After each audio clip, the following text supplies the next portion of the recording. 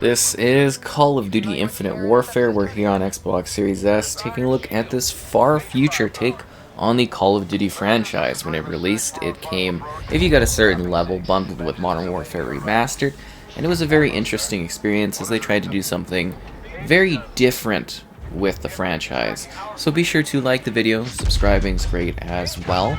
And let's dive into this. So on the Series S, we're getting a 1080p dynamic target at 60 FPS, and this is the case whether you're playing the single-player campaign, the competitive flying around multiplayer, or the intense and very unique zombies experience that is part of this game. So let's jump into here. The cinematics actually look gorgeous for this game, and for the most part, the visuals actually are really good in this one. You'd be quite surprised. It actually does have a very quality sort of visual experience, and it looks decently sharp even on the Series S, which is kind of nice. So this game, like I mentioned, was a very different title. This was more about space, or well, the local solar system, in a futuristic society where, you know, weapons are a little bit different. We've got like robotic type enemies and teammates, and it was just again, like a very unique offering from what other Call of Duty titles had done. It wasn't unique in the sense of how you move, because the game featured the strange sort of, I guess you would call it, like, feet jetpacking sort of thing that was a bit awkward, and I don't know if that was huge for people back in the day. I kind of got a little tired of it over time. But it was just unique in terms of the setting and the premise of this. You're basically fighting against good old Jon Snow out there in space, and doing so on some really unique locations. I keep saying that word, but seriously, like, you get to fight on different planets, which is quite cool. But it was still kind of grounded, like it was far future, but not super far, like space lasers future, which is something I kind of would be intrigued to see for Call of Duty, but a little less intrigued these days to see. So it's got like robotic type things. One of the best characters actually in this game is a robotic companion you have. You get to do some side mission choices on different planets. It's kind of a very morbid thing as Earth kind of gets attacked by this force from, you know, other planets. The stars!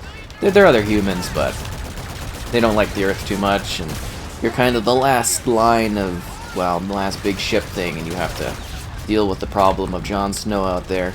And that's kind of the experience. The typical difficulties are, of course, present within this one. And the multiplayer revolves around, you know, going through crazy, over-the-top cinematic scenarios, just like each of the Call of Duty games. Before it, you're just fighting against a, well, kind of crazy space-type future foe, which is, you know, for some people it might be kind of intriguing, for others it'll be like, huh, this is a bit odd. I would say the story's actually not too bad in this. It's not necessarily one of my favorites of the series, but, you know, it's fine. It works decently well. You get a selection of missions to do. It's got the typical villain thing. And it was a self-contained story, since we didn't see any sort of, like, you know, follow-up for this one. I don't think we ever will. But, yeah. I would say the campaign is something to maybe check out. It seems to run fairly clear. I mean, with the dynamic resolution scaling, I would assume we're actually hitting the top mark here with the Series S, actually really hitting that clear, you know, resolution quality. It is quite a visual downgrade from what you would see on, like, say, the Series X, where it's like a native 4K. But it still does actually look fairly clear here. It seems like the image actually stays steady. And yeah, one big thing that I really liked about this game was, the art direction for it.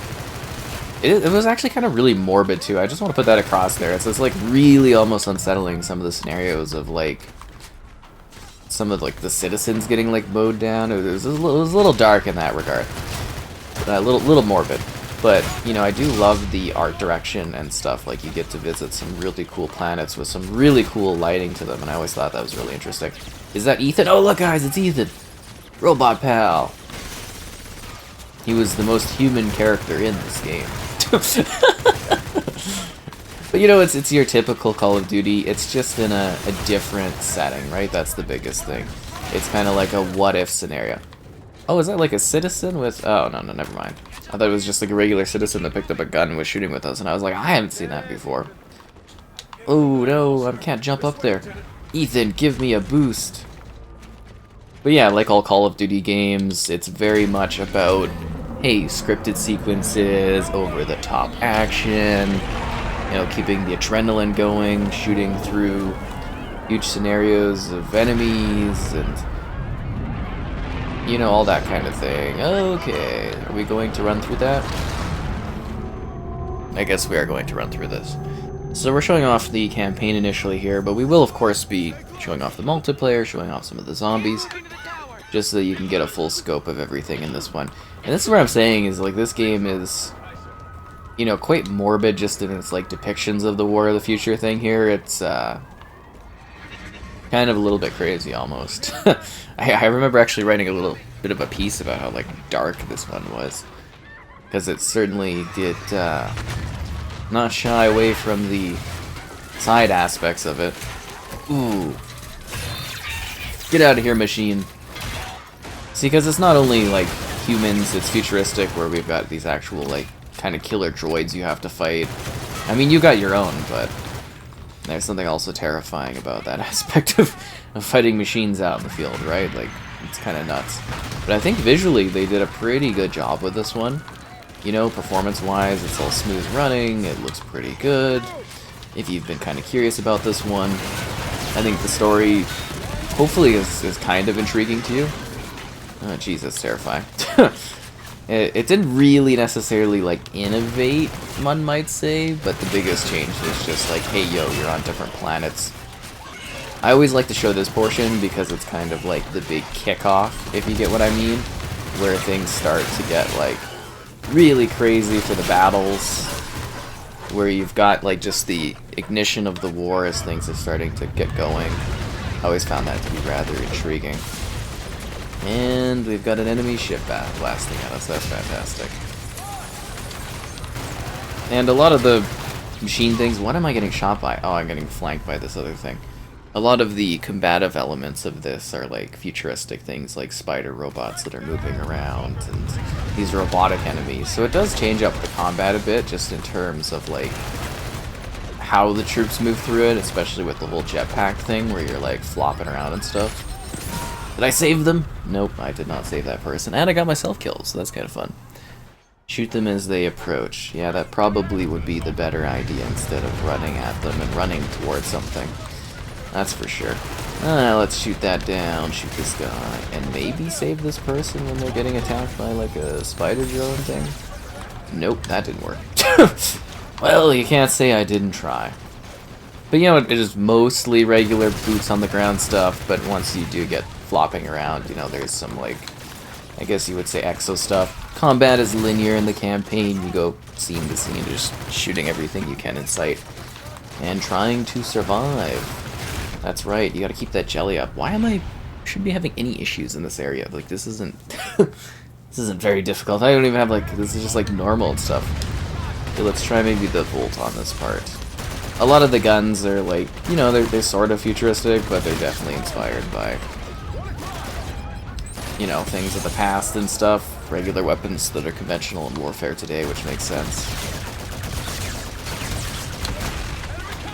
And you can, of course, lie down if you need to get the jelly off your screen for a second. As you can tell, I like to move fast and die pretty fast. Hold for frags. Where am I getting shot from? But yeah, it's kind of neat. Interesting teammates you have that you're sort of fighting with. Like I said, though, Ethan is kind of the best here. Got a big villain thing with Jon Snow. It's interesting, you know, it's different. If you like Call of Duty and you've been wanting something that is a little bit, you know, futuristic in that regard, I think this one does some new things with the experience. Oh, you're still alive. But at the same time, it's firmly grounded in everything we've played prior. It's just the future with space and jetpacks and woo, flying around. Are you getting shot in the back? I thought they were dead already. Oh, there goes going through that wall. Ethan, break this thing. But yeah, I guess at this point, we should probably, you know, switch over to the multiplayer, I would say. But now we were new perspective. So this is the multiplayer and where things get a little wild with all the jetpack stuff. So like I was saying earlier, this game features that weird sort of like, I don't know, lazy aerial jetpacking kind of thing that the Call of Duty franchise had going for a while. There's also wall running and some other movement mechanics that added to this one's futuristic thing. I'm trying to find a wall where I can wall run. There we go. So yeah, that's kind of the gist here, but other than that, it's your very typical multiplayer experience. You are prestiging, you are using custom classes, you are customizing your weapons. This was part of the loot crate era, so there are loot crates, and you can unlock decorative things within them. You can buy them or earn them through play, and it'll take, I don't know, a few hours or so to earn like a box that you can use. The combat for multiplayer also features not only humans, but robots, lots of customization, this weird, like, claw-type armor mechanic thing as well. For for weapon, like, it's like an overload thing that you occasionally get. It's a little weird. You'll see that in the bottom right corner kind of loading up, and then you can unleash on people. Typical kill streaks, very typical multiplayer. Actually decent selection of maps that were present. I hope at some point, maybe with a big change up of ownership, that we do get, you know, the map content available for free. That would be nice to kind of, you know, keep it unsegmented. But, yeah, kind of your very typical Call of Duty experience for this one.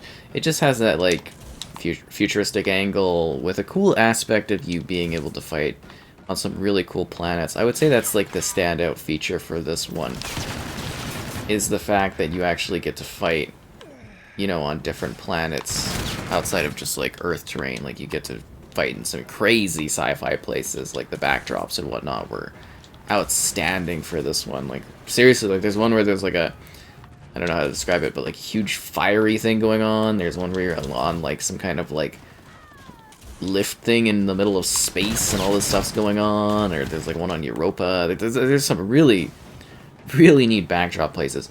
Oh, and there's this one map where it's like all indoors on a ship, and it's like low gravity in some areas, so that one was really fascinating to see. Yeah, I found that one to be absolutely intriguing. It seems to have like a decent, you know, so time to kill and whatnot. It's just kind of quick, fast-paced, wild action with a range of different weapons that you get to unleash upon others. Kind of some, I would say, pretty intense personalization at this point. You know, this is when the franchise started to really go a little bit wild with the different things you could do. And they certainly supported it with lots of, like, unlocks that you could work towards. It was, I don't know if a lot of people really love this one. You can still find matches and stuff of it. Just like basically every COD. I am just playing horribly this match. But like every COD seems to have, like, players depending on the time of day you go on. And, you know, that's just kind of how it is. I would say the multiplayer is kind of interesting. I don't know if it's really quite worthwhile to get into specifically at this point, but maybe give it a whirl and see if it's something different that you enjoy. Because it's like, it's kind of laser guns, but not really. So it's you know, it's futuristic. That's for sure. And, you know, that aspect of it might be fun because it's so different from other Call of Duty games. Like it's clearly traditional Call of Duty action, but it's just got like that movement that's kind of designed for doing a little bit of lazily running parkour, lazily running little jetpacking. Like it was kind of like an odd time in the series because it really wasn't designed for sort of like this style of gameplay, like Call of Duty. And they kind of threw it in here, and they made it work for what Call of Duty is. Like it still feels like it. But at the same time, like the wall running and jetpacking is like, I don't know, it never quite was where it was at for like other shooters that really lean all the way into that, if that makes sense. So I'd say it's kind of neat, it's fine. I didn't put like a whole ton of time into this. Actually, I've been streaming it recently every once in a while, so that's kind of the most time I'd say I've ever put into it is by doing those. And just because it's different, right? Like it's a different type of shooter. It's a bit strange. I think the maps are kind of decent for what they are. They're at least all new maps, you know? One thing for Call of Duty is sometimes, like, you can look at the maps and be like, oh, they just keep bringing back maps, whereas this one really did try to do some different levels, and I think that's kind of cool. So let's switch over to the zombies mode now. So this is the zombies mode, which they went very thematic with. It's actually a pretty good zombies, and I think often overlooked by a lot of zombie players, because it is somewhat more traditional while still also having all of those kind of ridiculous over-the-top Easter egg type now just story things that you have to do in zombies, but you could actually spend a bit of time surviving. It's got some killer soundtracks, and the DLC maps are also just really neat in this one. There's one where it's like Attack of the Giant Monsters. They're all like filmatic style. There's like a Shaolin Monks kind of thing. This is like an amusement park in space. There's like a Rave in the Woods, which is like a horror movie type thing. So like the zombie maps are actually kind of really cool. And the zombies is decently done. There's this whole like afterlife thing, your traditional weapons, your mystery box stuff, different perk things to work towards, your levels, an overall leveling system.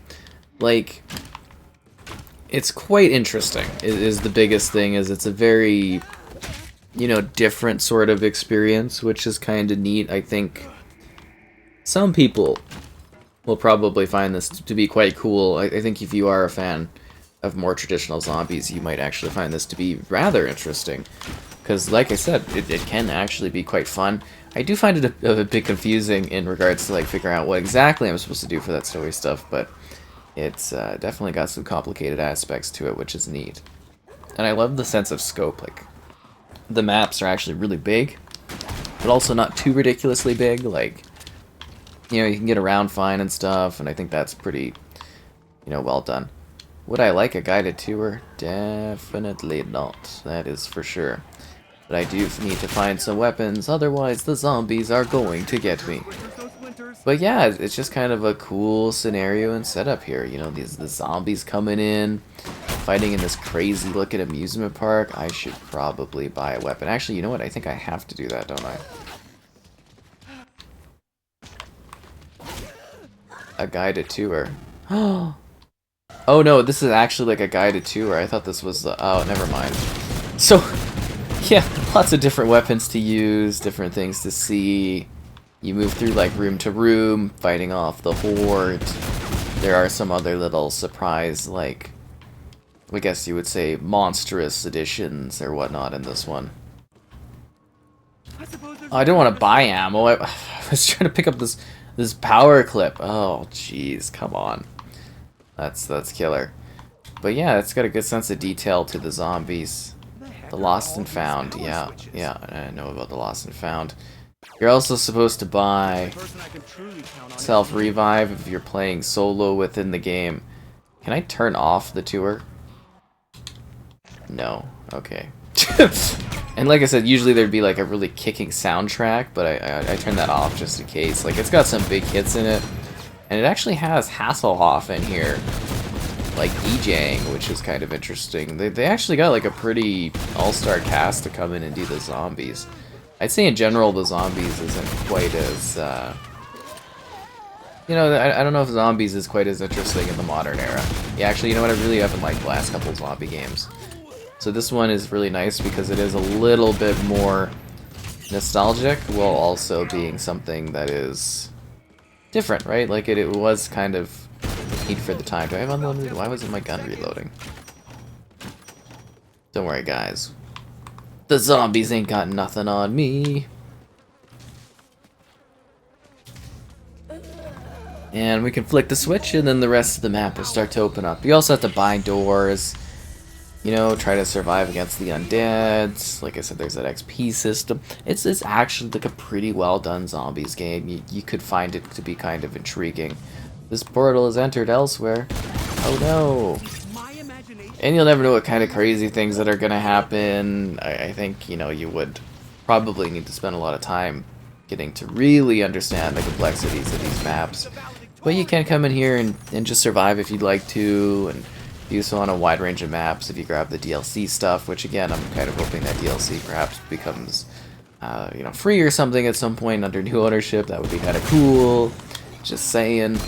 so that everybody could experience all this content. But yeah, that's kind of the zombies in Spaceland. It's kind of neat. There are other maps, like I was just talking about. But yeah, I hope that kind of covers the mode and gives you an idea of how it's running and how it's looking and everything like that.